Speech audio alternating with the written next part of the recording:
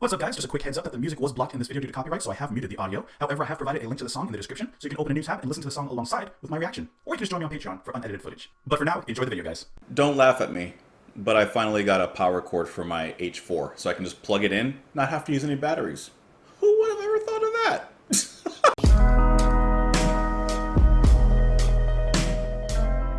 What's going on, everyone? Welcome back to the channel. I hope that you're having a lovely day. As always, thank you so much for being here. We're going to listen to some more Duran. I've been enjoying them. I want to listen to more. And from what it seems like, you guys keep on recommending songs from the end of the album.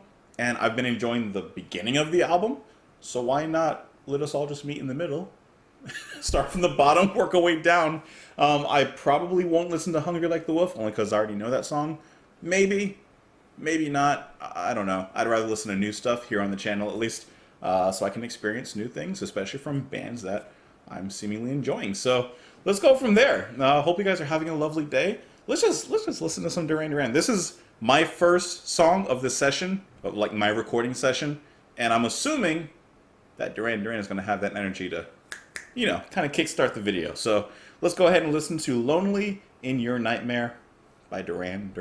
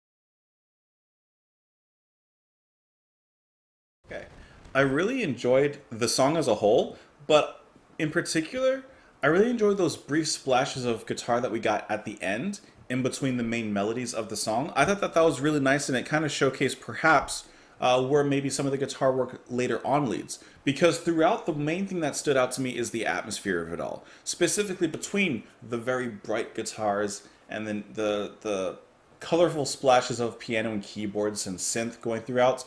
That was like the main foundation and melody of the whole track.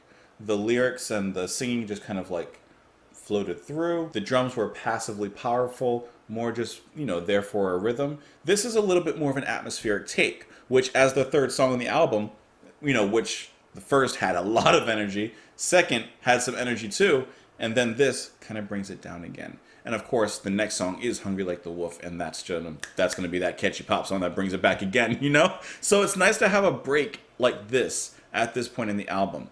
That doesn't totally kill off the mood and the energy from before, but it just replaces it with just a little bit more atmosphere in here.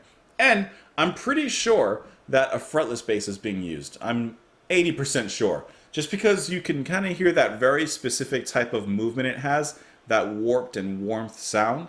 I think that there's a fretless being played. It didn't say on here, so I'm not 100% sure, but I think it is. See, you got a nice climactic lead here, and then some bright splashes of guitar right there. See, that has to be fretless, right? I'm pretty sure. And one thing I do enjoy so far about listening to John Taylor's bass playing is it's not always I don't know how complicated, so don't take that, complicated. But it's not always a complicated bass line like Rio. And maybe Rio isn't like the most complicated bass line, but just, from someone who's new to the band.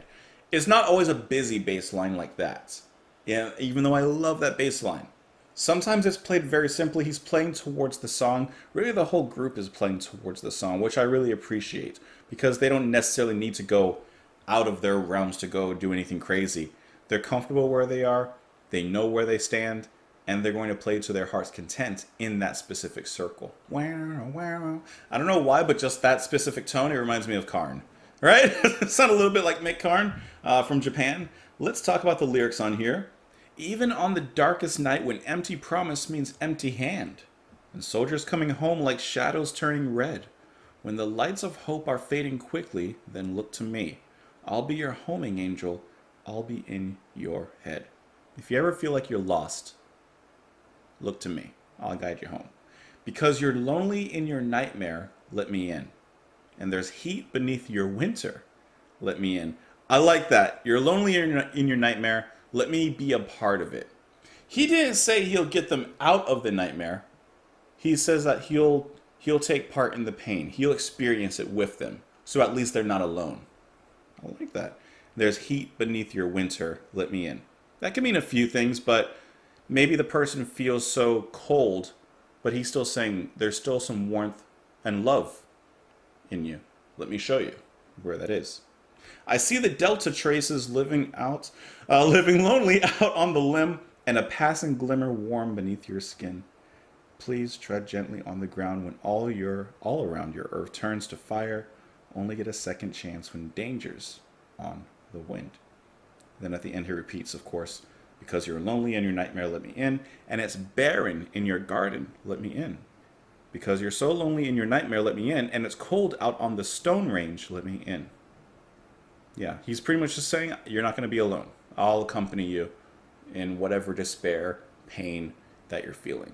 When you're lonely, I'll keep you company. Every time, though, he said the lines, let me in, I was just thinking of that vampire movie, though. Not the American remake. I mean, the original, Let Me In, is Let the Right One In. Right? Yeah, Let the Right One In. That's a good movie. The pool scene. Anyways, let me know what you guys thought of the track. You could join me on Twitter in the comments down below. Hope you're having a beautiful, wonderful day. Beautiful, wonderful.